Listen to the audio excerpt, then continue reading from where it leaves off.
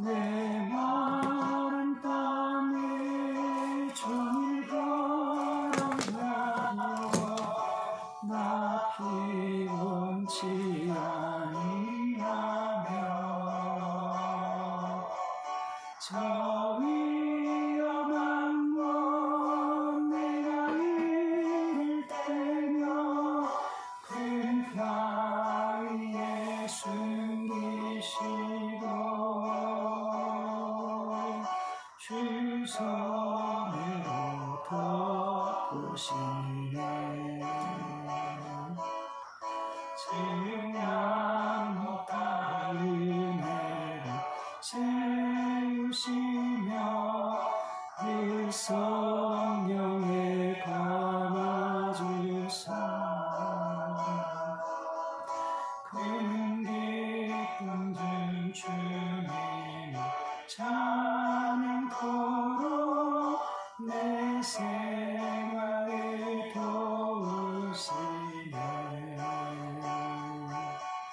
메마른 땅에 종일 걸어가도 나 피곤치 아니하며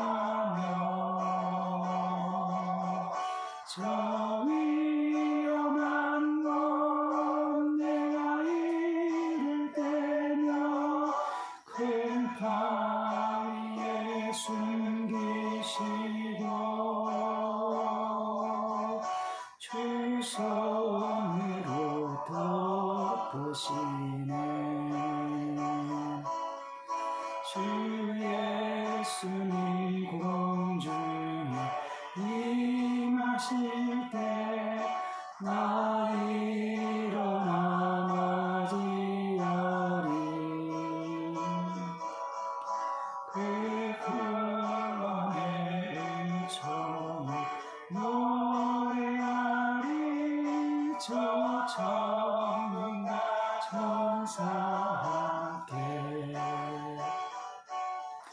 내 마른 땅에 종일 걸어가도 나 피곤치 아니하며 저 위험한 곳 내가 이를 때며 큰 바위에 숨기시고 주 손으로 덮으시네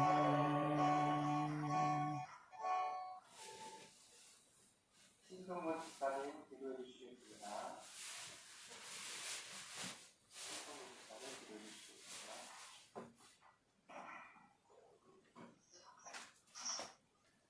하나님 아버지, 혼돈 속에서 흔들리던 저희들을 이 자리로 불러주시고 주님의 말씀을 듣게 하심에 감사를 드립니다. 매일매일의 사건들을 통해 우리 밑바닥에 숨겨졌던 죄악들을 낱낱이 보이게 하시며 무엇으로도 가릴 수 없는 부끄러움을 치장하고 변명하며 내가 신이 되어 철저히 나를 우상으로 섬기고 있음을 알게 하시고 주인의 괴수임을 고백케 하시니 감사합니다. 주님을 찔러 살해하니 오히려 십자가의 죽으심으로 우리의 구원을 이루어주시는 그 기적을 보게 하시고 세상 사람들은 결코 누리지 못하는 그 은혜를 알게 하시네 감사를 드립니다. 오늘 여러 자리에서 듣는 이 말씀이 십자가의 그 크신 은혜의 깊이를 더 알아가는 시간이 되게 하시고 증인으로서의 삶을 살아가게 하옵소서. 예수님 이름으로 기도드려옵나이다. 찬송가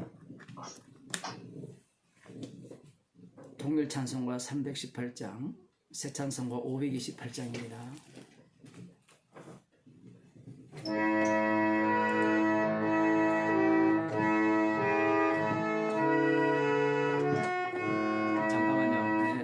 통일 찬송가 318장, 새 찬송가 528장입니다.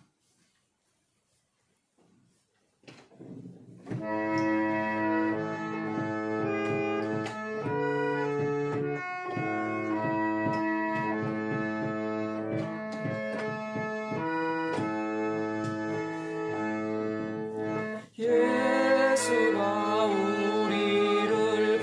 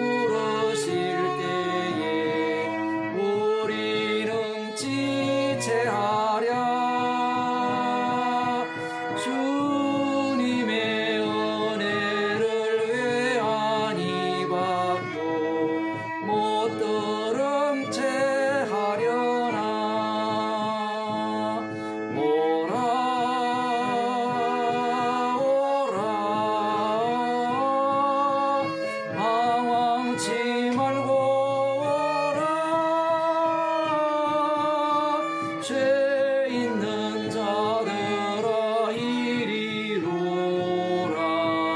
주 예수 앞에 오라 세월이 살같이 빠르게 지나 쾌락이 끝이 나고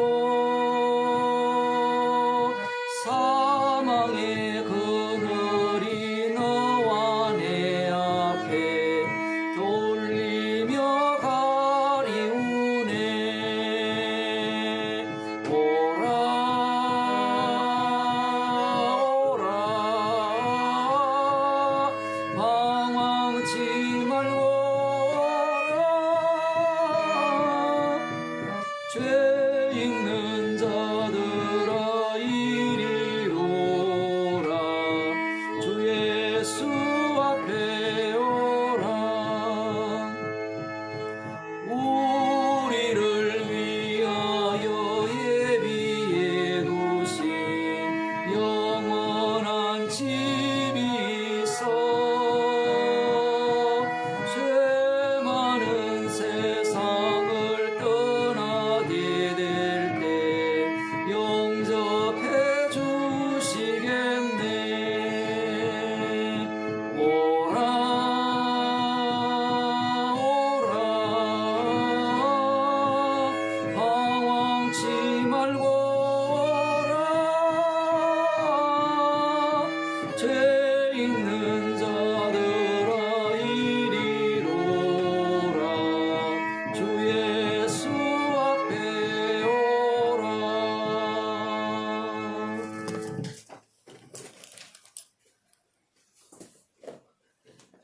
하나님 말씀 잠언서 17장 23절에서 28절 말씀입니다. 잠언서 17장 23절에서 28절 말씀 함께 읽도록 하겠습니다. 악인은 사람의 품에서 뇌물을 받고 재판을 굳게 하느니라. 지혜는 명철한 자의 앞에 있거늘 미련한 자는 눈을 땅끝에 두느니라. 미련한 아들은 그 아비의 근심이 되고 그 어미의 고통이 되느니라. 의인을 벌하는 것과 귀인을 정직하다고 때리는 것이 선치 못하니라. 말을 아끼는 자는 지식이 있고 성품이 안전한 자는 명철하니라. 미련한 자라도 잠잠하면 지혜로운 자로 여기우고 그 입술을 닫히면 슬기로운 자로 여기느니라. 아멘. 같이 기도하시겠습니다.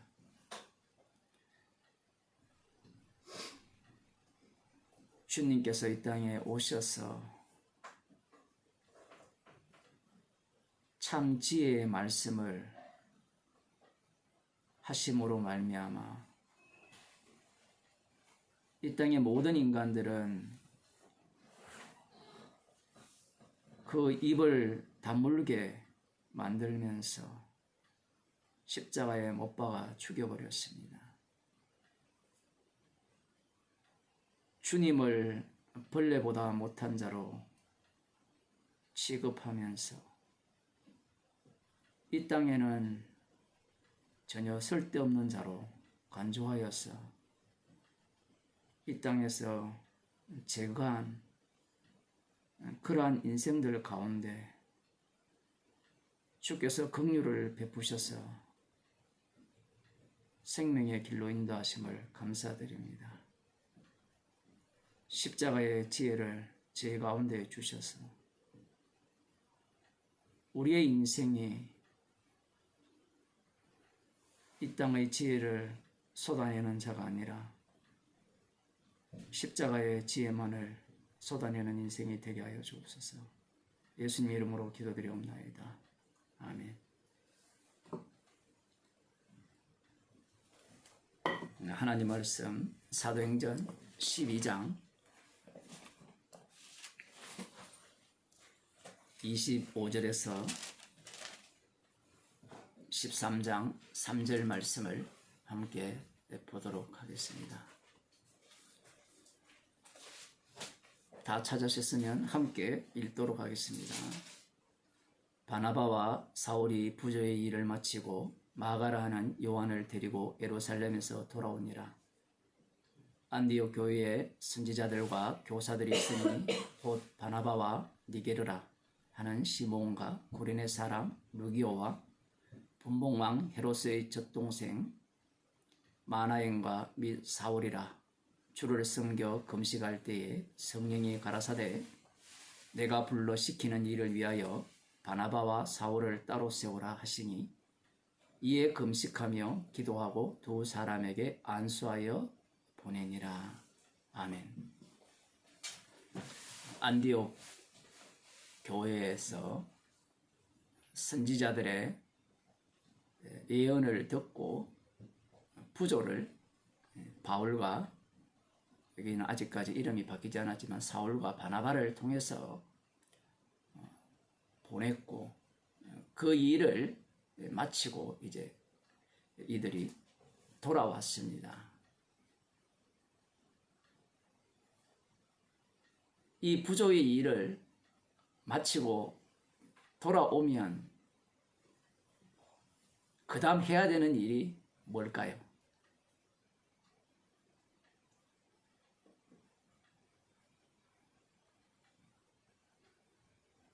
보고를 해야 되겠죠.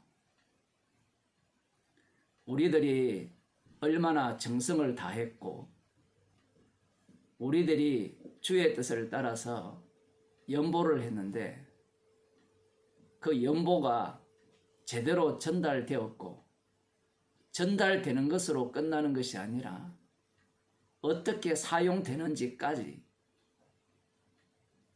보고를 하라는 것이 우리들의 입장입니다. 우리들도 그러하죠.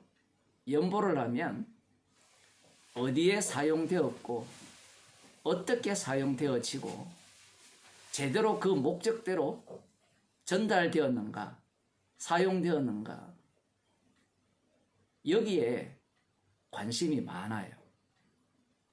예전에는 그런 관심이 없었는데 뭐 관심이 있든 없든 똑같은 문제이지만 오늘날은 그 교회의 민주화가 되어서 이제 교회의 재정에 대해서 어떻게 사용되는지 보고를 다 하라는 겁니다.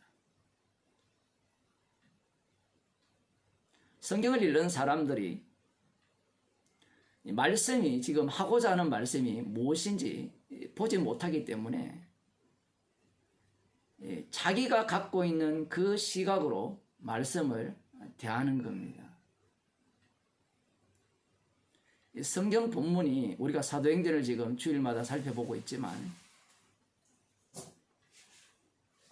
우리가 예상하는 대로 기대하는 대로 말씀은 말씀하지 않아요. 사건이 그렇게 진행되지 않습니다.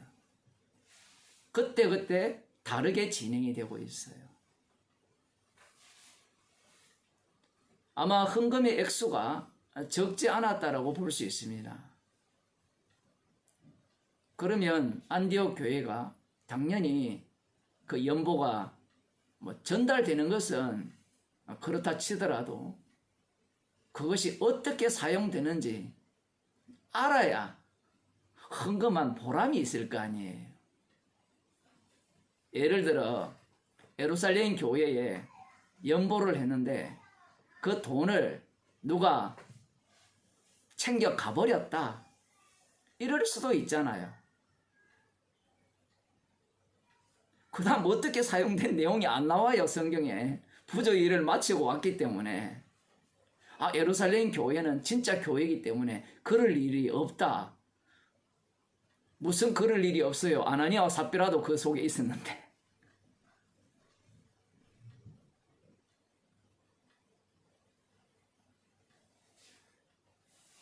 오늘도 뭐 집사님이 기도하셨지만 그 인간들은 자기가 주의 자리에 앉고자 해요. 그래서 모든 일을 내가 알아야 된다라고 생각하는 겁니다. 그래서 내가 알아야 된다라고 하기 때문에 이 주님의 일을 내가 방해하게 돼 있어요.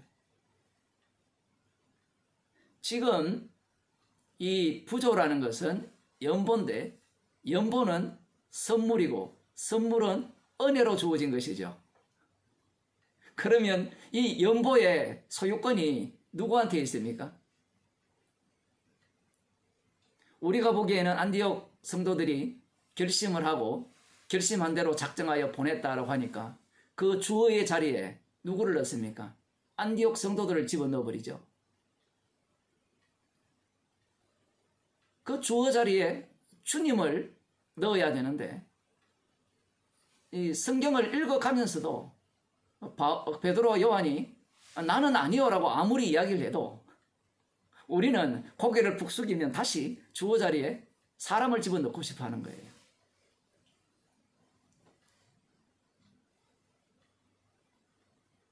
이것이 사람에게서 난 연보라면 자기로부터 출발했기 때문에 마지막에 자기로 돌아와야 돼요. 그래서 내가 씀씀이를 알아야 되고 그 보고를 꼭 받아야 되겠다는 겁니다. 그런데 선물로 주어진 은혜의 연보가 되어버리면 그걸로 끝이에요. 그 연보는 연보의 능력을, 은혜는 은혜의 능력을 발휘하게 돼 있어요. 그러면 그 연보가 부조가 갔죠. 가게 되면 그 연보가 어떤 역할을 감당하게 되는가 하면 그 속에 있는 무리들 속에 탐심도 유발할 수도 있고요. 반대로 원래대로 나눠줄 수도 있고요. 그게 주의 일이에요. 우리는 내가 했기 때문에 이것을 나의 일로 간주할 가능성이 아주 높습니다. 그 주님이 지옥 보낼 때 이렇게 보내죠. 연보를 하게 해서 그 연보를 탐을 내게 해서 돈을 사랑하게 만들어서 지옥 보내버립니다. 그 우리는 어떻게 생각하는가 하면 그렇게 했으니까 우리 연보 하면 안 돼 이래 가요. 연보가 자기가 합니까? 자기가 했다면 그렇게 해도 돼요. 지금 이 내용이 오늘 이 뒤에 나오는 내용과 같이 연결이 되어 있거든요.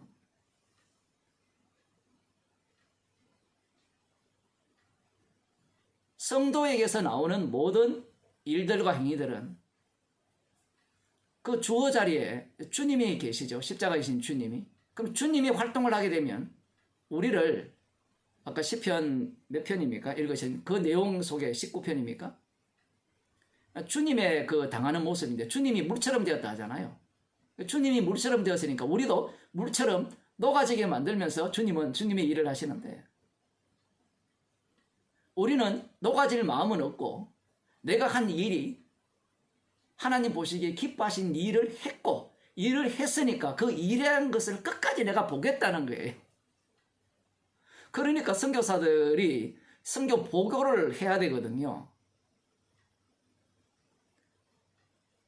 선교사들이 선교 보고를 할 때 교회가 그걸 원하잖아요. 연보가 하나님의 은사라 생각하지 않으니까 우리가 한 헌금을 당신이 제대로 썼는가 와서 보고하라는 겁니다.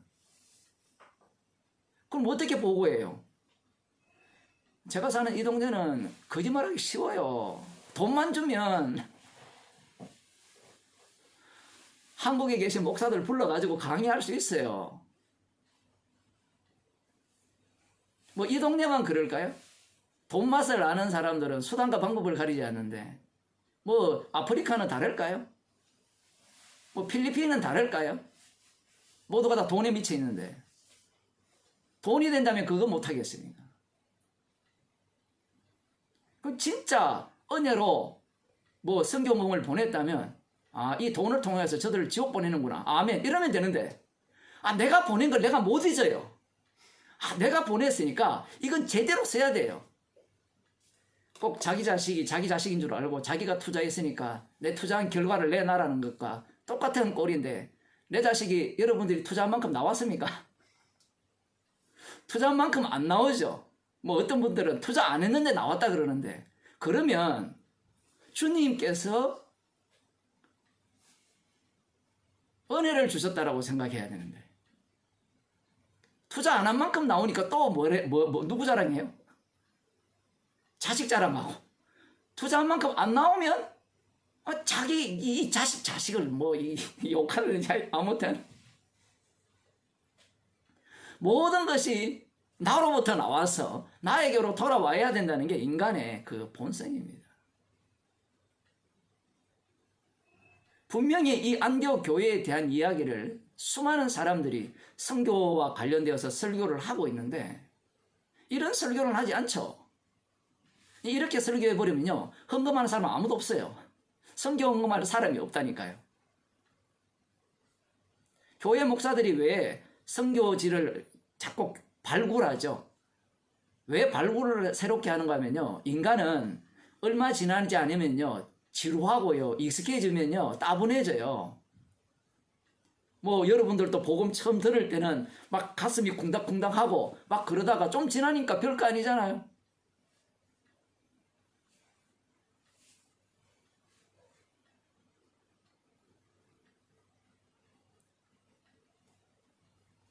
인간의 본성이 그러거든요.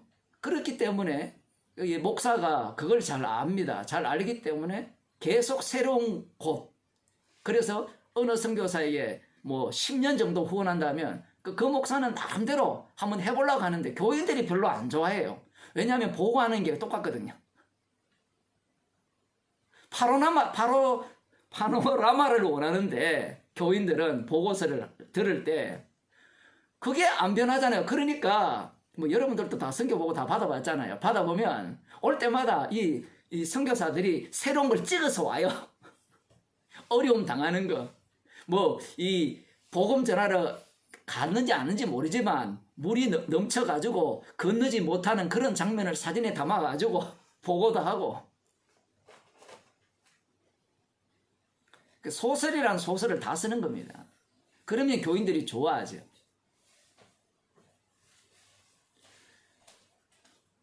주님께서 주신 은사를, 선물을 본인은 어떻게 인식하느냐라고 할 때는 선물을 선물로 인식하지 못한다는 겁니다.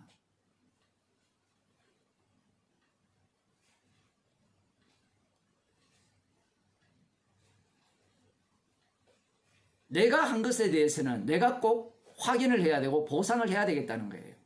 그게 그러면 복음을 전하는 당사자에게도 똑같잖아요. 목사에게도. 그럼 내가 복음을 전했으니까 여러분은 다 제 말을 들어야 되고 제 뜻을 따라야 되고 그런 게 어디 있어요. 제가 지난번에도 여러분들은 제 말을 안 듣는다 이렇게 말씀을 드리니까 아닌데요 이렇게 말씀하셨는데 아니기는 뭘 아닙니까? 제 말 안 듣습니다. 여러분. 주님 말씀을 듣지. 성도는 주님 말씀을 듣지 목사 말을 듣는 사람들이 아니에요.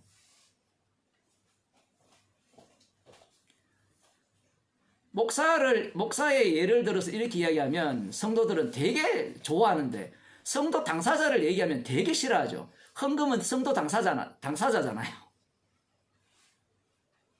다 자기가 하려고 해요. 자기가 관할을 해야 되고 다 알아야 돼요. 근데 복음 전한 목사에 대해서는 네 소관 아니잖아.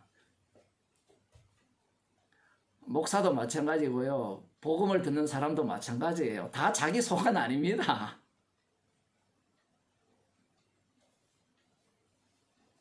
우리는 주님이 가라 하면 가고 오라 하면 종이에요. 가라 하면 가고 오라 하면 온다니까 또 오해를 해요. 저는 가라 하면 가겠습니다. 오라 하면 오겠습니다. 그게 아니에요. 그렇게 해버리면 지가 의인이에요. 주님은 가라 하면 가라는 상황을 만드세요. 그러면 가면 돼요. 오라 하면 오라는 상황을 만드시면 오면 돼요. 근데 가라 하는데 나 안 가겠어요. 주의 뜻을 순종하겠습니다. 오라는데 나 안 가겠습니다. 나 주의 뜻에 순종하겠습니다. 이런 식으로 사람들이 나와요. 말씀을 완전히 정반대로 해석하죠. 좀 복음을 들었다 싶으면 다 이런 식이에요. 제가 설교 중에 계속해서 말씀드리면 십자가가 밝게 보인다는 것은 아는 게 아무것도 없다 얘기거든요. 우리는 환경 속에 빠져들면 돼요. 이것도 좀 설교자로서 말을 하는 거기 때문에 참 어쨌든 언어라는 게 하여튼 이게 인간은 죄밖에 안 짓으니까 어쩔 수 없습니다. 이 복음이라는 것이 육 가운데 드러나는 복음이기 때문에.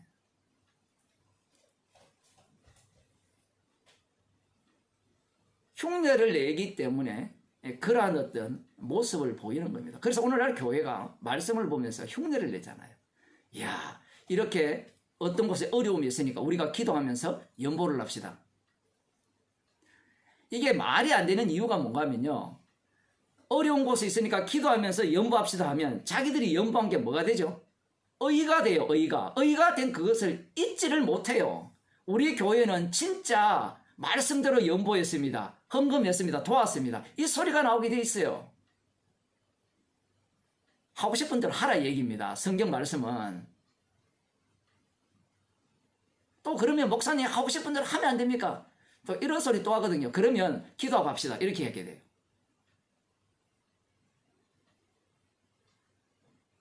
자기가 한 일을 못 잊어요. 복음을 전했는데 성도들이 이렇게 반응이 없으면 내가 전했으니까 왜 반응이 없을까? 자기가 한 걸 못 잊어요.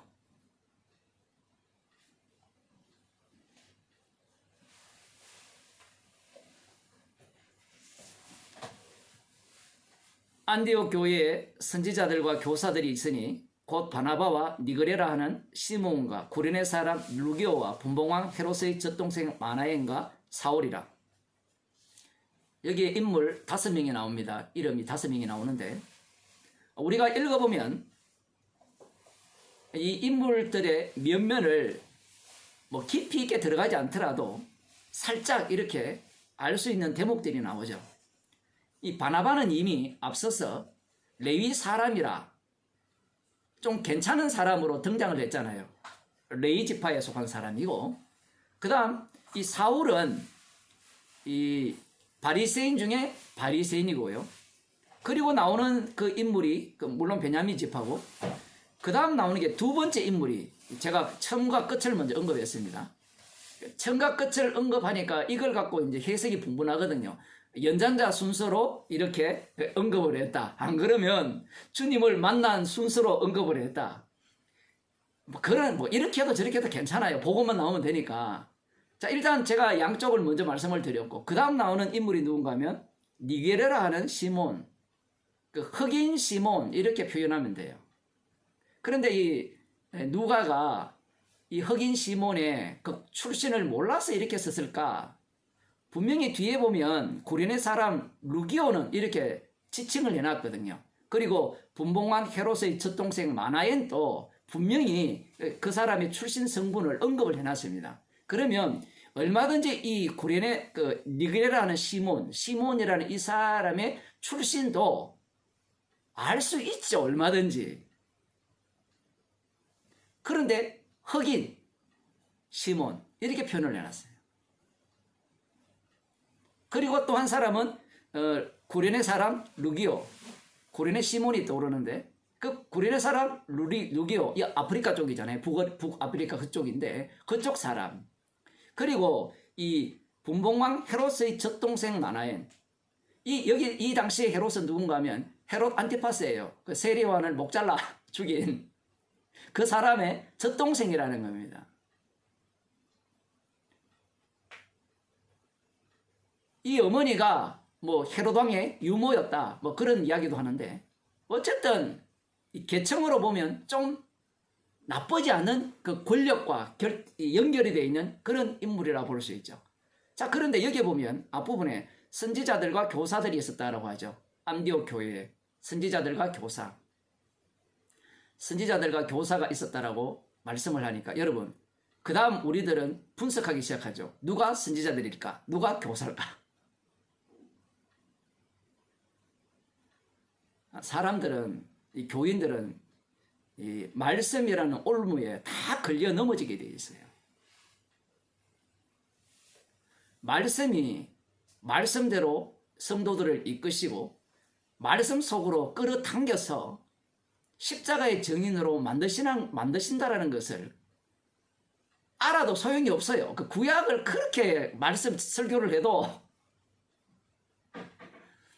나의 왕됨을 포기하지 않습니다. 누가 선지자들이고 누가 교사들인가? 사람들의 관심은 거기에 있거든요.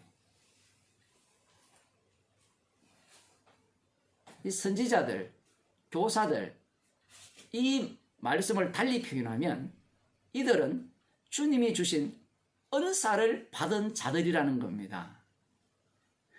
사도 바울은 자기를 교사라 했으니까 사울은 교사고 바나바는 뭐 잘 모르겠고 모르니까 뭐 선지자가 되었던 교사가 되었던 아니야. 저기 예루살렘에서 선지자들이 왔으니까 그 아가보라는 사람은 선지자니까 그 당시에 이 바나바와 그 사울은 선지자 계열이 없었으니까 나머지 사람들이 선지자들이지 않겠느냐. 또 이런 식으로 상상을 하는 거예요. 그런데 지금 선지자들과 교사들이라 이렇게 말씀을 하시는 이유가 있습니다. 그 이유는 간단합니다. 내 마음대로 쓰겠다는 거예요.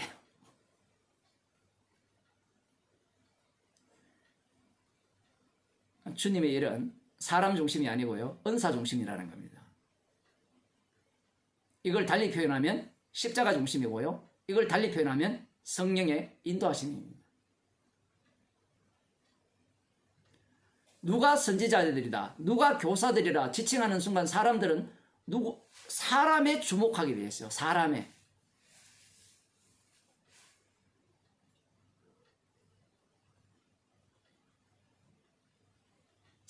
주목하게 되면 어떤 식이 되는가 하면 바나바는 선지자니까 이 사람은 영원히 선지자들일 거야. 선지자일 거야. 사울은 교사니까 영원히 교사일 거야. 사울 중심으로, 바나바 중심으로 움직이기 시작하는 겁니다.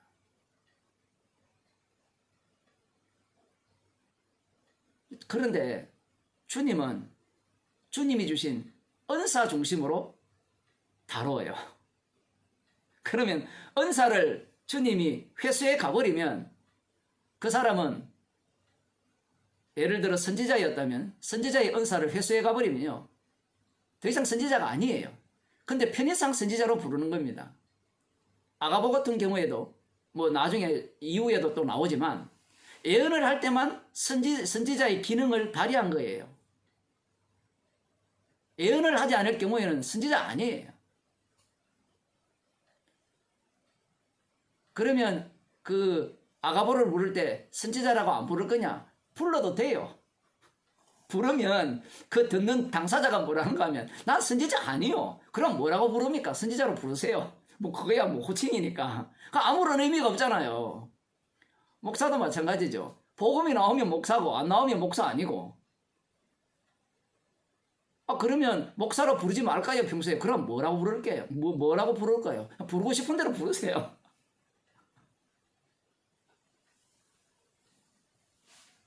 성경에 나오는 이러한 어떤 은사, 이걸 직분이라 하는데, 이 직분 중심이라는 겁니다. 은사 중심.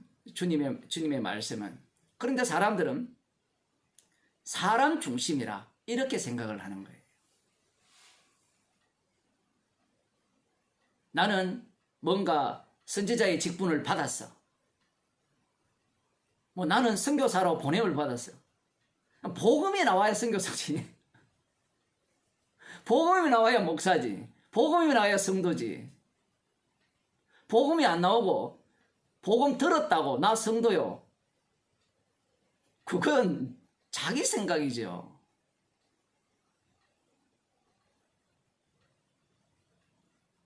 지금 주님께서 이 선지자들과 교사들이 있었다라고 하니까 이 있음 자체를 사람들은 있네. 그래. 그 사람은 이제 한 번 목사는 영원한 목사야. 한 번 선교사는 한 번 그 선지자들은 영원한 선지자들이야. 한 번 교사들은 영원한 교사들이야. 이 땅의 방식으로 말씀을 이해하는 겁니다. 주님이 있다고 하면 있는 거예요. 그러면 없다고 하면 없는 겁니다. 이것은 그 아시아 7교회 요한계시록에 나오는 교회도 마찬가지입니다. 있다고 했을 때 있죠. 분명히 있잖아요. 근데 없다 하면 없는 겁니다. 남길 것만 남기는 거죠. 십자가 지신 분의 심판주 대신만 남기고 있다고 할 때는 있는 거고 없을 때는 없는 겁니다. 그 역할을 위해서 부름을 받은 거예요. 이스라엘 백성들의 문제가 무엇인가 하면요. 그들이 이스라엘 백성과 하나님께서 이스라엘 백성과 언약을 맺었었다고 하니까 자기들은 언약의 상대자니까 자기들은 결코 버림을 받지 않을 것이라는 생각을 한 거예요. 언약을 위한 이스라엘이라고는 꿈에도 생각 못한 겁니다.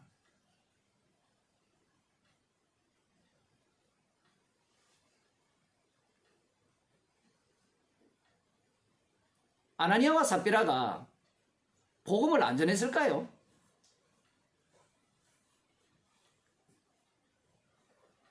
성령을 속였으니까 그 사람은 복음을 안 전했을 거라, 십자가 지신 분이 주님이 아닐 거라 이렇게 고백했을까요? 아나니아와 삽비라가 그 사람만 있느냐 그 속에? 그건 몰라요.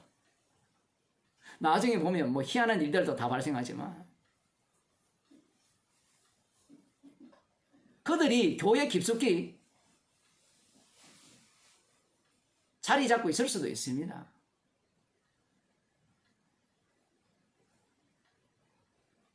중요한 것은 자기가 그런 사람인지 모른다라는 사실이죠. 가룟 유다가 자신이 예수님을 팔 사람일 줄 꿈에도 생각 못했고 나머지 11 제자도 예수님을 배반할지 꿈에도 생각 못했죠. 그러면 저 앞날에 장차 제가 가룟 유다처럼 되면 어떻게 합니까?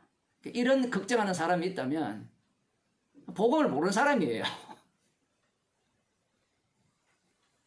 하루하루 은혜로 살아가는 사람인데 인간은 계속해서 앞날에 대해서 염려를 하죠. 어제 어떤 분이 저한테 이런 질문을 했어요. 뭐 그분이 이 설교를 볼지 모르겠는데 여러분도 한번 답변해 보세요. 목사님, 주님이 만일에 자살했다면 자신의 자녀를 남겼을까요? 질문 들었습니까? 지금 다시 질문할까요? 주님이 만일에 자살을 하셨다면 자기 백성을, 자기 자녀를, 백성이라 아니고 자기 자녀를 남겼을까요? 라는 질문을 했어요.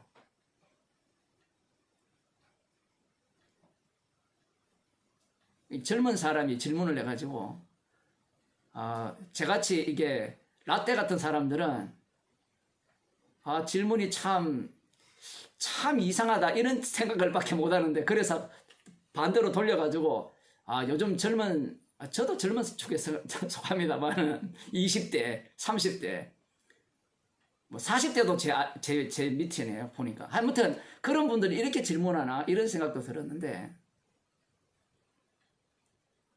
제가 그렇게 답변을 했어요. 주님은 죽으실 권세도 있으시고 다시 살아나실 권세도 있습니다. 그분이 심판주가 되셔서 지옥 보낼 자는 지옥 보내시고 천국을 보내십니다. 근데 그 다음 말이 또 중요한데요. 주님께는요 만약이 없습니다. 그리고요 사람 빼고 모든 피조물에게는 만약이 없습니다. 유일하게 악마의 종들인 인간에게만 만약이 있는 겁니다.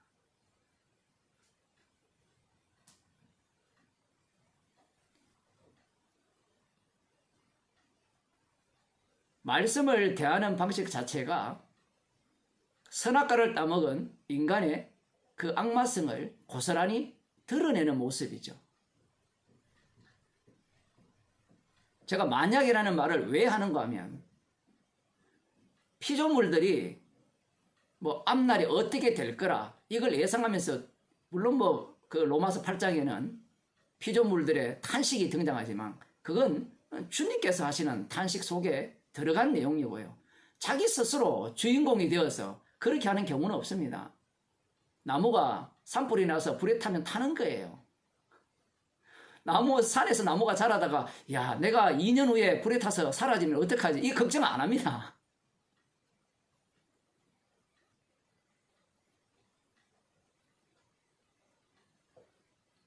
주님께서 매일매일 만나를 내리시고 하루치만 살게 하시거든요.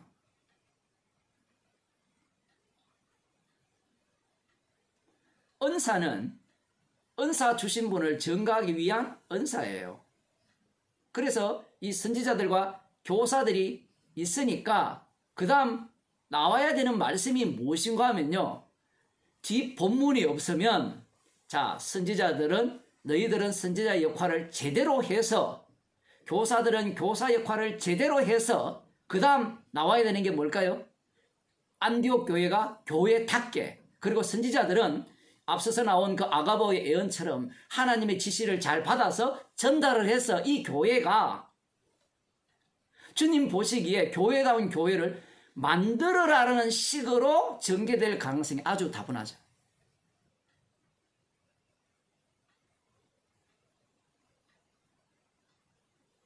그러한 어떤 생각을 갖고 있는 것이 우리들입니다. 선지자들과 교사들이 있으니까 이것은 교회를 위한 것이라고 생각하는 거예요. 맞아요. 교회는 맞아요. 근데 그 교회가 그 교회가 아니에요. 주님의 피로 사신 교회를 두고 하시는 말씀인데 사람들은 바로 그 안디옥 교회 자체로 봐버리는 겁니다.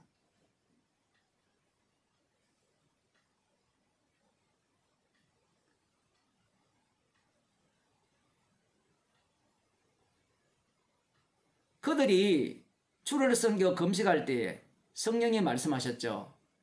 주를 섬겨할 때 주님을 예배해 드린다는 거예요. 이처럼 예배하고 금식하고 이들은 여전히 아직까지 이 유대교적 영향을 못 벗어나고 있습니다. 이런 걸 보고 또 사람들이 흉내를 내죠. 우리도 주의 뜻을 음성을 듣기 위해서 금식하고 기도합시다. 금식하고 기도해서 음성을 들으면요, 그 음성 들어서 행한 모든 일들이 자기의 일이 돼요. 그러면 뭐라고 하는가 하면 우리 교회는 성령을 따라서 일하는 교회라. 십자가 피가 안 나와요. 여기에서 주를 섬겨 금식할 때 성령께서 지시를 하는 내용을 보세요. 교회를 깨버리잖아요. 우리가 볼 때는 이 내용은 교회를 깨는 내용이 아니라고 생각하는데 바나바와 사울이 와서 교회가 든든히 서갔잖아요. 그러면 이들이 계속해서 이 안디옥 교회를 섬기고 터줏대감처럼 자리 잡고 있어야 될 거 아니에요. 그건 저만 그렇게 생각합니까? 사도 바울처럼 복음을 잘 전하는 사람이 안디옥 교회에 계속 머물러 있기를 원하지 않겠어요?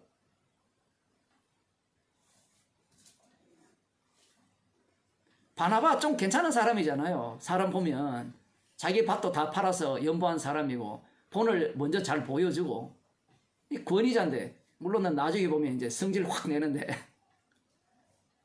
이런 사람들이 안디옥 교회에서 계속해서 머물면서 교회를 더욱더 우리 흔히 말하는 부흥 성장시키는 그러한 어떤 역할을 감당하면 안 되나요?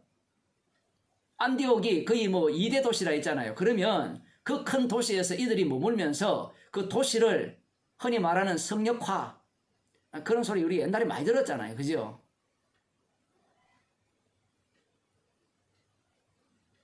그러한 일을 감당하게 하면 안 되나요? 굳이 이들을 다른 곳으로 보내야 됩니까? 그곳에만 해도 복음 전할 곳이 많은데.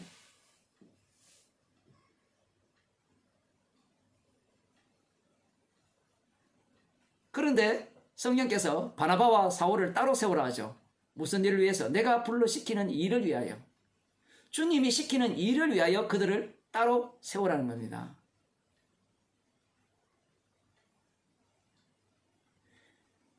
복음 전하는 교회, 제대로 된 교회 만들어서 제대로 튼튼하게 세워가지고 온 주변에 빛과 소금의 역할이 되는 그런 교회 만들기 위한 교회가 아니에요. 그 자체가 교회가 아니니까 이미. 받은 은사만 내어놓는 것이 주님의 피로 사신 교회잖아요.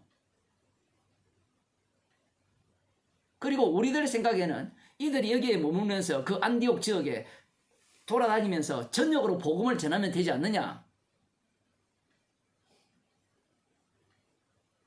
그렇지 않습니다. 주님의 마음은 우리와 달라요. 그건 어디까지나 우리의 욕망이고 탐욕이죠.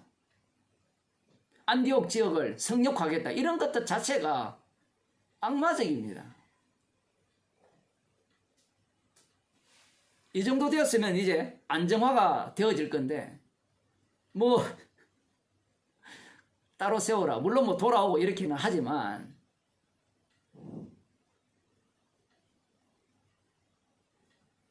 이들을 통하여서 앞서서 나왔던 저희 선지자들이나 교사들, 교회라는 것 자체가 주님이 주신 그 은사, 선물 중심이기 때문에 그 원천이 십자가의 피를 증거하기 위한 증인들이라는 겁니다. 그러니 교회 자체를 위한 은사는 없다라는 얘기입니다. 이걸 달리 표현하면 나 자신을 위한 은사는 없는 거예요. 그 고린도 교회의 문제가 은사를 위한 은사인데, 달리 말하면 은사를 주신 분을 위한 은사인데 그 은사를 주시니까 그 은사를 자기 소유화시키죠. 방언도 그렇고 뭐 통역도 그렇고 특히 방언 같은 경우에는 더 그러한 어떤 모습을 보이는데, 목사님 방언 계속 있지 않습니까? 있죠. 그 성령의 은사이지 않습니까? 맞죠? 그러면 성령 받은 거 아닙니까? 아닌데요. 말귀를 못 알아듣죠. 제가 마침 또 이렇게 말씀을 준비하고 난 뒤에 어떤 분하고 통화를 하게 됐는데 오늘 설교할 내용을 조금 이렇게 하면서 이런 말씀을 드렸어요. 하늘의 해와 달, 비, 십자가의 선물입니다. 처음 알았습니까? 방언만 선물이 아니고요. 우리에게 주어진 모든 것이 우리가 사로잡힌 자를 주님께서 친히 사로잡고 하늘로 올라가시면서 모든 걸 선물로 주셨어요. 그런데 그 선물을 인간들은 뭘로 바꿔치기 합니까? 자기를 위한 것으로 바꿔치기 하죠.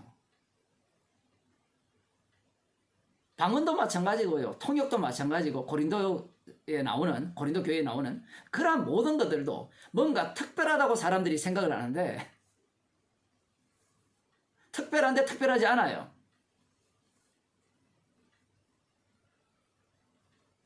우리는 성령의 은사가 있으면 영원히 그 사람이 성령 받은 사람이라고 이야기하고 싶은데 그리고 햇빛과 비를 계속 내리시잖아요. 그러면 그 햇빛과 비를 은혜를 십자가의 피 은혜를 계속해서 쏟아부어 주시는데 그 사람이 성령 받은 사람입니까? 아니 목사님 그거는 특별하지 않는 거잖아요. 뭘 특별하지 않아요. 모든 것이 십자가의 피로 주어지는 것인데 하루하루 먹이고 살리시는 것도 주님의 선물인데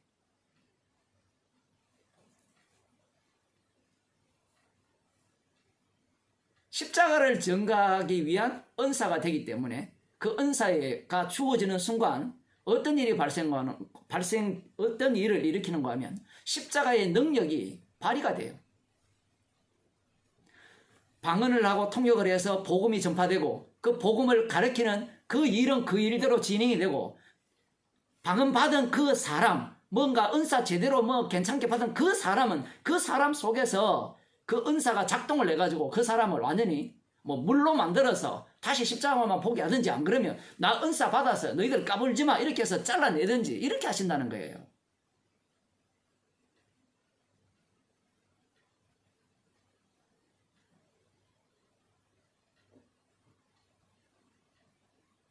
소유권이 우리에게 있다면 한 번 받은 은사는 영원한 내 거다라고 하지만 앞서도 말씀드렸지만 선물은 선물 주신 자를 증거하기 위한 선물이에요. 소유권이 끝까지 십자가이신 주님께 있는 겁니다.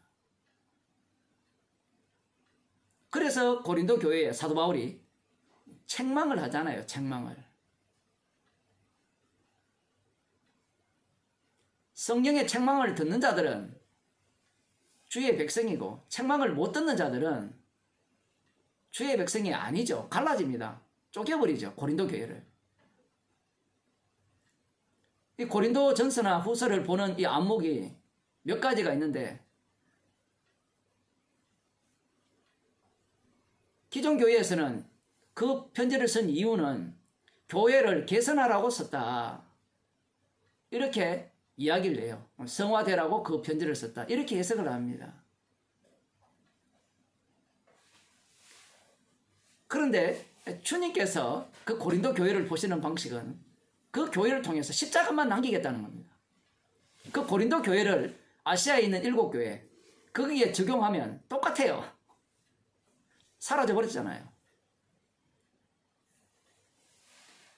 주님의 죽으심과 부활만 남기고 그 역할을 감당하고 사라지는 겁니다. 문제는 인간들이 주님이 촛대를 옮기지 마옵소서, 촛대를 옮기면 안 됩니다, 열심을 낸다는 게 문제죠.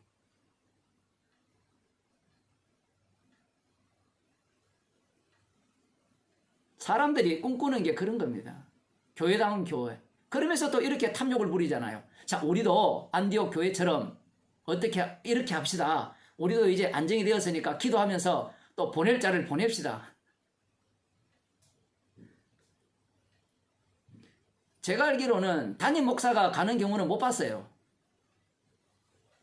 뭐 담임 목사가 교회 목회하다가 좀 자기가 마음이 안 들고 신경질 나니까 떠난 사람은 내가 보긴 봤는데, 담임 목사가 저기 아프리카 가는 사람 못 봤어요.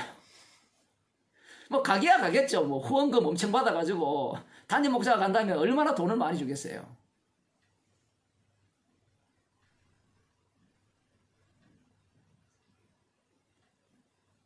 교회다운 교회, 뭔가 괜찮은 교회, 그것을 꿈꾼다는 자체가 이미 출발 자체가 나로부터 들어간 겁니다. 아까 연보 이야기도 있지만 모든 것이 자기로부터 출발하고 싶은 거예요. 그 부분을 좀 더 언급하면 이 구약에 보면 어떤 내용이 나오는가 하면 서원한 것은 반드시 갚아라, 이렇게 말씀하시고 계시거든요. 그 신명기에 보면, 신명기 23장 21절에 보면 서운한 것은 반드시 갚고 또 입을 함부로 놀리지 말라, 이렇게 말씀을 합니다. 전도서 5장을 한번 봅시다. 전도서 5장을 보면 괜찮은 말씀이 나와요. 뭐 성경 말씀 다 괜찮은 말씀인데 5장 1절부터 보면 너는 하나님의 전에 들어갈 때에 네 발을 상갈지어다. 가까이 하여 말씀을 듣는 것이 우매자의 제사 드리는 것보다 나으니 저희는 악을 행하면서도 깨닫지 못함이니라. 하나님 앞에 갔을 때는 성전에서는 제사장들이 말씀을 가르치니까 말씀을 들으라는 거죠. 저희는 그 2절 보면 너는 하나님 앞에서 함부로 입을 열지 말며 급한 마음으로 말을 내지 말라. 하나님은 하늘에 계시고 너는 땅에 있음이니라. 그런즉 마땅히 말을 적게 할 것이라. 일이 많으면 꿈이 많이 생기고 말이 많으면 우매자의 소리가 나타나느니라. 참 이 말씀 얼마나 여러분이 새겨 듣는 말씀입니까? 말 조심해라. 말 많이 하지 말라. 심지어 야고보서에도 이 말을 많이 하면 뭐 실수가 많다고 똑같은 지금 말씀을 하는데, 그렇게 해석하면요 딱 바리새인 해석입니다. 예?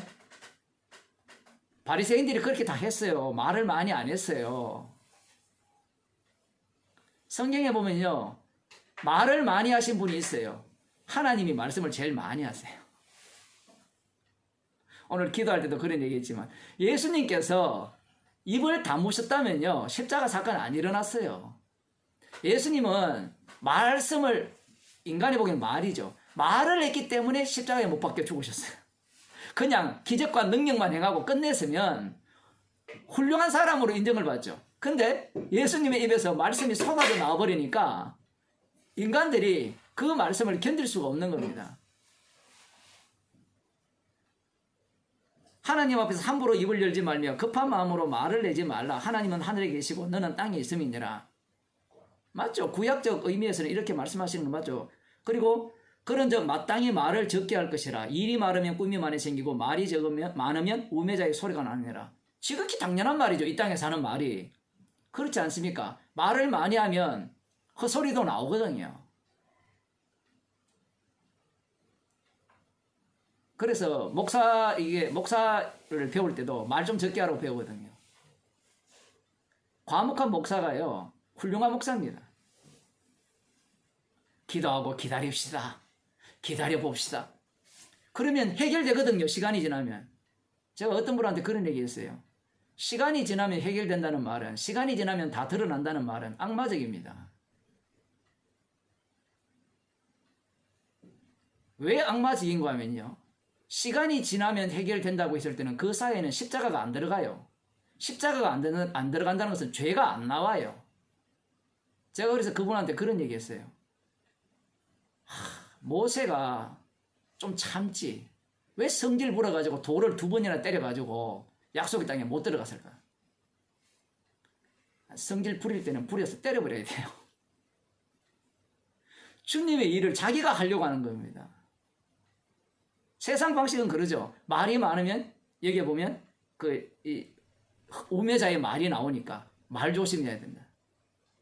말 조심하세요. 그러면 바리새인 됩니다. 그러면 예수님을 죽여버려요. 그런데 오늘날 교회는 말 조심하는 사람을 좋아하죠. 과묵하더라.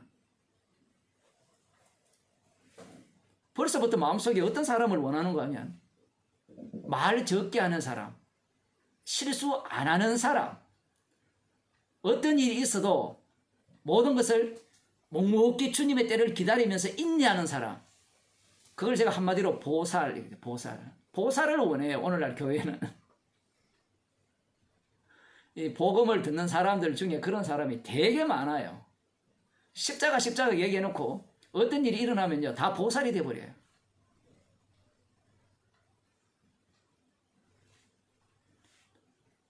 그게 보살이니까 마음속으로는 이미 판단 다 하고 욕 다 하면서. 주님이 우리 마음을 못 읽어요? 그래서 인간이 알 수 있는 것은 딱 하나예요. 입 밖으로 나오면 우매자의 소리가 많이 나왔다 생각하고 안 내면 우매자가 아니라고 생각하는데, 예수님이 뭐라 했습니까? 너희 입에서 나오는 모든 것이 악하다 했죠. 너희 입에서 나오는 것이 모든 것이 악하다. 그것은 마음에서 나오니까 마음 자체가 악하다는데 몸뚱아리가 악마인데 무슨 뱉어낸 게 말을 적게 했다고 해서 우매자의 소리가 적습니까? 거기에 대한 예수님의 말씀이죠. 너희들이 아무리 말씀을 보고 말을 적게 한다고 하더라도 너희들의 어떤 소리든 다 악마의 소리라 얘기입니다. 왜 악마의 소리냐? 지금 여기에 말씀을 보게 되면요, 이런 게 나오죠. 여러분이 꿈을 많이 꾸면요, 일이 많다고 생각하시고요, 말씀이 그러니까 일이 많다는 것은 그만큼 생각이 복잡하다는 거고, 네가 하나님께 서원하였거든 갚기를 드디게 말라. 하나님은 우매자를 기뻐하지 아니하시나니 서원한 것을 갚으라. 서원하고 갚지 아니하는 것보다 서원하지 아니하는 것이 나으니 네 입으로 네 육체를 범죄케 말라. 지금 이렇게 말씀하면서 사자 앞에서 내가 서원한 것이 실수라고 말하지 말라. 어찌 하나님으로 네 말소리를 진노하사 네 손으로 한 것을 멸하시게 하랴. 꿈이 많으면 헛된 것이 많고 말이 많아도 그러하니 오직 너는 하나님을 경외할지어다. 얼마나 멋진 말씀입니까? 이 전체의 내용은 성전에 가서 함부로 입을 놀려서 서원하지 말라 이 얘기입니다. 서원해놓고 못 갚을 상황이 되니까 제가 말 실수했습니다. 그건 하나님께 안 통한다는 거예요. 그래서 서원을 했으면 반드시 갚고, 만일에 그걸 실수했다고 하면서 안 갚으면 하나님께서 네가 한 그 일에 대해서 진노를 내려버린다는 겁니다. 이 말씀이 지금 구약에 있거든요. 신명기 23장에도 나오지만, 그러면 이 말씀을 대하는 사람들은 어떤 태도를 취하느냐라고 할 때는 함부로 입을 놀리지 말아야 된다는 겁니다. 하나님 앞에 조심해야 되죠. 성경에 나오잖아요. 그 큰 교회에 가면 붙여놓은 게, 너희들은 하나님 앞에서 잠잠할지어다.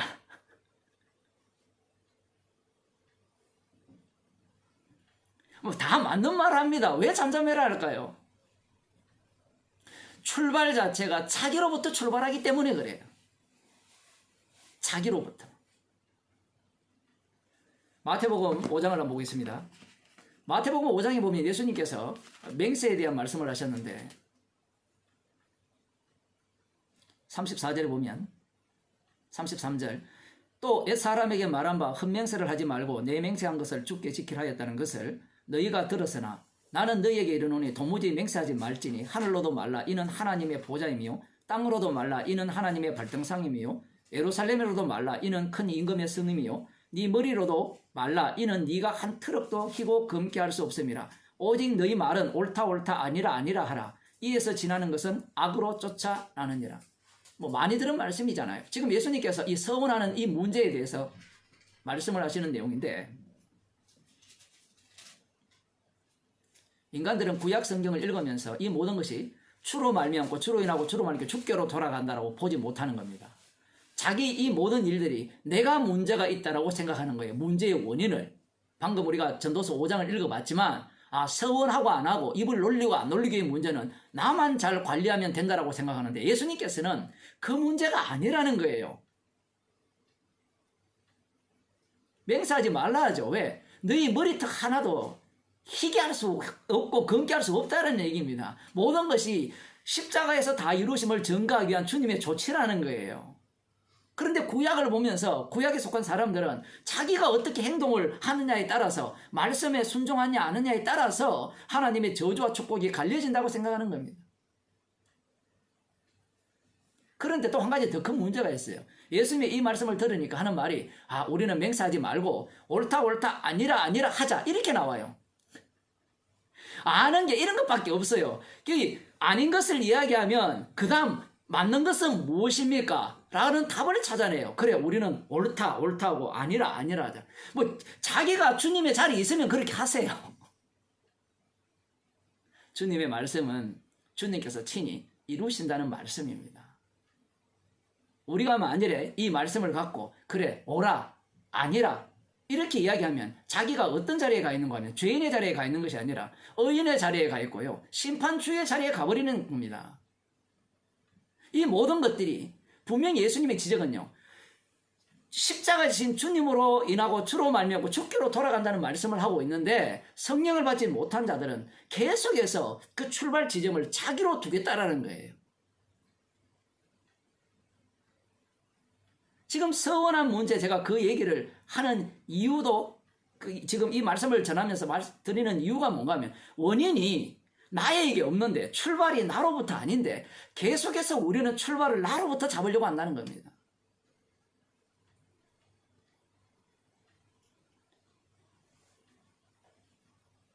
주님께서 성령을 주시면 땅끝까지 이르러 주님의 정인이 된다고 말씀하셨잖아요. 그러면 그 말씀을 위한 이제 안디옥 교회가 되고 말씀을 위한 선지자들과 교사들이 되는 겁니다. 내가 목사니까 내 말 들어, 이게 통하지 않는 거예요. 복음이 나와야 되는 거죠.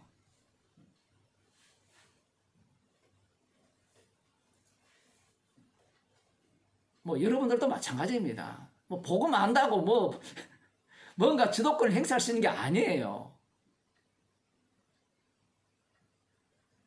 이들이 안디옥 교인들이 얼마나 뿌듯했을까요?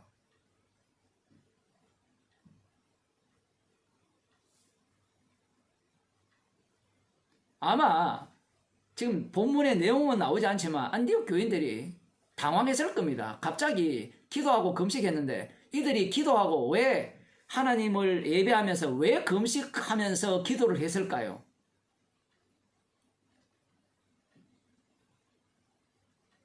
우리도 정답을 알고 있잖아요. 정답이 뭡니까? 주를 위해 죽게 하옵소서. 그게 그렇게 기도했을 거 아니에요. 그런데 앞서서 그 다락방에서, 마가 다락방에서 기도하는, 그 베드로가 감옥에 갇혔을 때 기도하는 그 사람들의 기도가 어떻게 응답됩니까? 사람들이 흔히 그런 얘기해요. 내가 주의 뜻대로 기도하니까 주께서 들어주시더라 하는데, 성경에 보면요, 분명히 들어주시기는 들어주시는데요, 내가 한 기도와 전혀 다르게 응답이 돼요.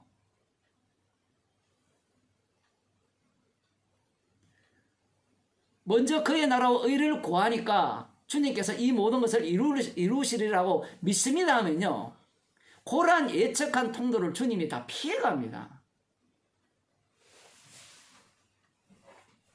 성도는 십자가의 증인이지 나의 증인이 아니거든요. 앞부분의 사건에서 이 베드로가 감옥에 갇혔을 때 그 야고보가 이 헤롯에게 죽임을 당하고 감옥에 갇혔을 때 그들이 기도하는 내용이 왜 이렇게 기록되어 있는가 보면 뒤에 또 기도할 때 이들이 어떻게 기도했느냐라는 거예요. 기도를 할 때 주님은 우리는 기도를 하는데 우리의 기도를 들어주시지 않고 주님은 주님의 뜻을 이루어내는 겁니다. 그러면 우리같이 믿음 좋은 사람은 나 그렇게 될 줄 알았지. 알았다라는 말은 관람했다라는 거예요. 구경한 거예요.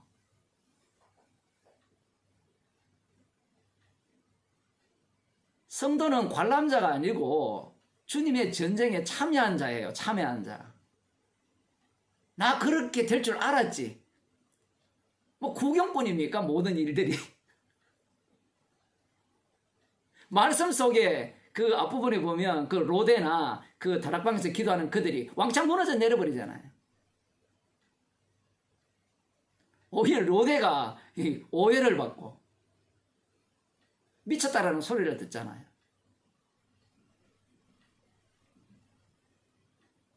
그 다음 나오는 말씀이 이 부분만 보고 마치겠습니다. 이에 금식하며 기도하고 두 사람에게 안수하여 보내니라.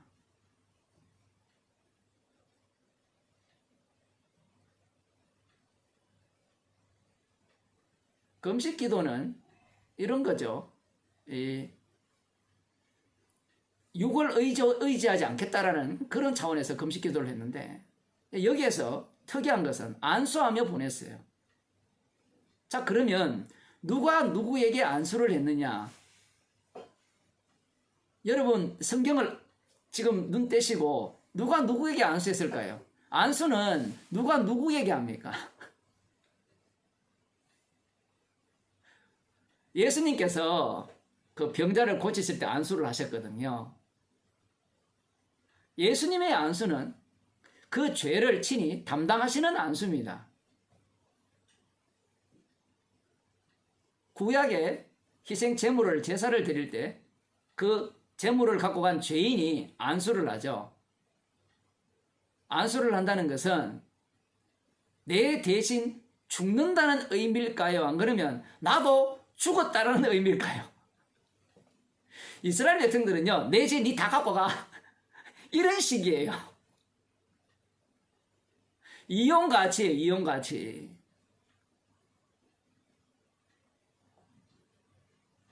본래적 의미는 안수한다는 것은 나도 죽었다는 겁니다. 왜냐하면 예수님께서 십자가에 못 박혀 죽으실 때, 죄를 담당하실 때 예수님 홀로 죽으신 것이 아니라 죽으시면서 자기 백성도 함께 죽여버리거든요.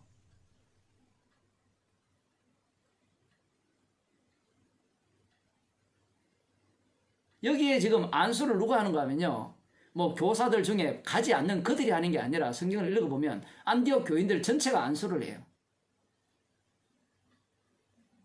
왜 안수를 할까요? 저들의 일과 나의 일이 구별이 안 되어 있다는 얘기입니다. 그리스도의 몸에 지치니까.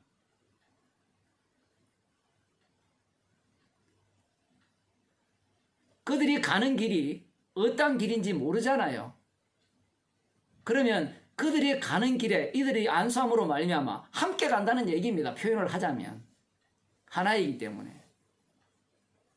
그러면 정반대로 봅시다. 그러면 이 보냄을 받는 이 두 사람과 남아있는 이 사람들, 누가 더 괜찮은 사람입니까?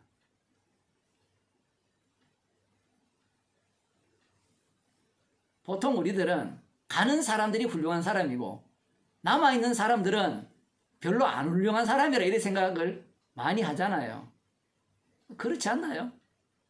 뭐 이전에 여러분 교회 다닐 때 뭐 선교사 헌금 보내다는 거 뭐 할 때 간 사람들은 대단한 사람이고 이 헌금하는 사람은 별거 아니라 이런 생각을 하면서 나도 언젠가는 목사가 되어야지, 나는 언젠가는 선교사가 되어야지, 이런 상상을 많이 하거든요. 지금 이들은 이 안디옥 교인들이 이들에게 안수를 합니다. 뭐 같이 죽겠다 얘기입니다. 쉽게 표현하면. 뭔가 더 우월이고 덜 우월, 이 관계가 아니에요. 그런데 오늘날 한국 교회는 목사한테 안수 받고 싶어 안달이잖아요. 안달. 뭐 안수 받으면 뭐 병 낫고, 병 나아서 지옥 간다니까요.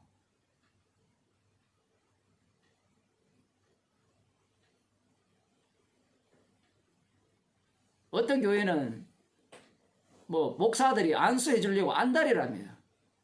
성도들이 조금 뭔가 문제가 있으면 집사님 제가 안수해 드릴게요. 성도들이 되게 좋아하거든요. 마음속에 그런 마음이 있거든요. 목사의 안수를 받고 싶어가지고.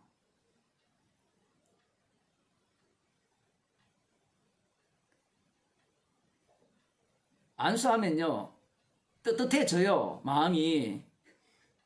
우리 어릴 때 부흥회 다닐 때 많이 안수 받아왔잖아요. 부흥사 와가지고 안수를 할 때 재밌는 사건은 안수하면 넘어가야 되거든요. 어떤 은혜 능력이 오니까 그 부흥사가 확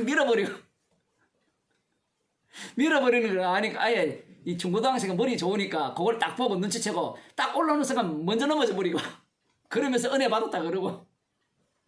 우리 구근사님 웃으시는 거 보니까 많이 해보신 것 같은데 우리 어릴 때 다 그렇게 했어요. 부흥회 다닐 때.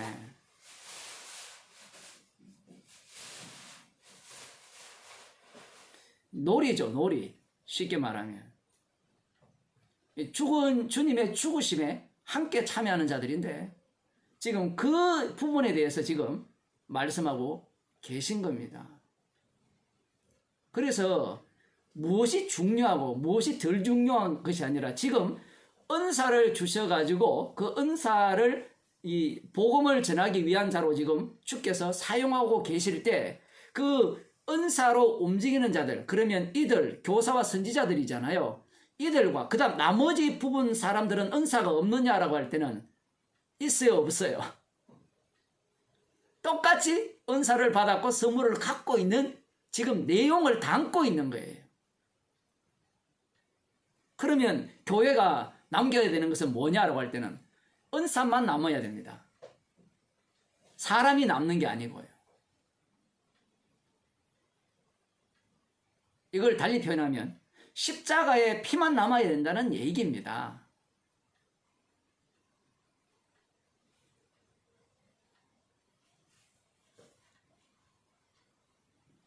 십자가의 피만 남아야 된다는 그 말씀의 의미는 이 복음이라는 것도 마찬가지고요. 그 어느 것도 나로부터 시작된 것이 없다라는 얘기입니다. 사람으로부터 출발을 했다면 사람이 남아야 되죠. 사람으로부터 출발했다고 생각하니까 저기 유적지에 가보면 다 사람의 이름만 남아있잖아요. 그걸 흉내내가지고 오늘날 교회가 1대 목사 누구, 2대 목사 누구, 3대 목사 누구 이렇게 남기잖아요. 안 남긴다고 의롭다는 얘기는 아닌데요. 복음이 남아야 된다는 겁니다.